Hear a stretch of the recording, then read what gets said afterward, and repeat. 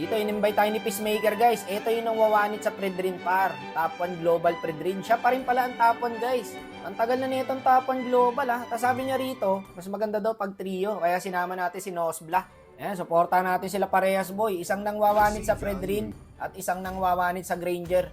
Ito, panoorin nyo. Pinagwawanit nila dito, boy. Lalo na to si Peace. Grabe talaga pawakin ng Predrin niyan, guys.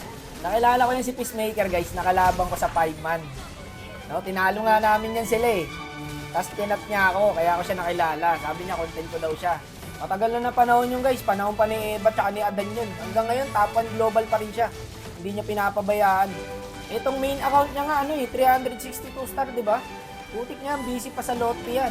Kung napapabayaan nyo na yung mga account nyo guys, busy kayo sa work o kaya sa school, ipaubayan nyo na kay Peacemaker tsaka kay Nosbla. Parehas naglolotti ng account yan. Okay, eto, focus muna tayo guys. Papakita natin sa inyo kung paano sila nang one hit. May ginagawa siyang ritual guys bago siya mang one hit Dito nga sana one hit yung Leslie kaso kalahati yung buhay kaya one half lang tawag doon. Nagpapa-item lang yan guys. Pag nakaapat na item na yan, matik, pag wawanitin niya na lahat yan, pinagpapalakol niya na nga lahat dito. Kaya for sure mga immortal din tong kalaban niya. 362 star yung lobby. Dito nakawala pa yung balir Akala ko nga one hit na yung balir dito guys May natira. Pero mamaya tignan nyo. One hit lahat yan. Eh yung ginagawa niyang ritual nagpapahit siya sa tower. Tapos magpi-first kill siya sa red. Tapos mawawanit na siya. Tignan yung mangyayari sa Leslie guys. Mawawala yan. Pang. Walang yagagi. Walang ka-effort Ako kasi hindi ako nagpe-pre-drink kaya hindi ko gets yung stock na ito guys.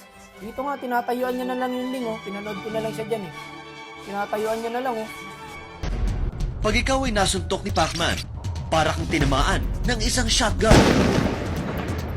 Kago, naglaho. Walang yamag pre-drink to par. Legit lang. Si Nosbla dito, nagwawala na rin. Yun yung ginagawa nyo. Nagpapastock sa farm, nagpapahit sa tower. Tapos stock ulit ng first skill, tapos third skill. Tapos tingnan nyo. Tingnan Leslie, puno buhay. Pang! Tatawa na lang kami ni Nosbla dyan guys Putik, paano niya kayo ginagawa yun Ito pa guys, tignan nyo. One hit yan, mawawala yan. Tama, may mawawala dyan yung farm. Diba? Tama ka na, akla.